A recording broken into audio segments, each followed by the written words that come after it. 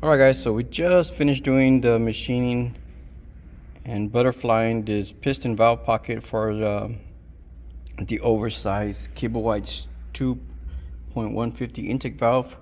These are going on Bubba's 124 motor build. So the next thing is going to be for us to get this washed and get it back on the motorcycle. But really what I wanted to talk about was that it's very important that a lot of you guys that are doing this stuff at home do your clearance check, make sure that everything's good to go, because this would have been pretty bad. It was barely touching, but still it was touching. So at higher revs, happened to miss a gear or something, whatever the case is, it would have definitely hit. So that would have not gone good. So guys, make sure that if you guys are putting bigger valves on your motorcycles, make sure you guys get this checked, or make sure that you talk to your engine builder about this. But anyway guys, thanks for watching. We have more cool videos coming soon.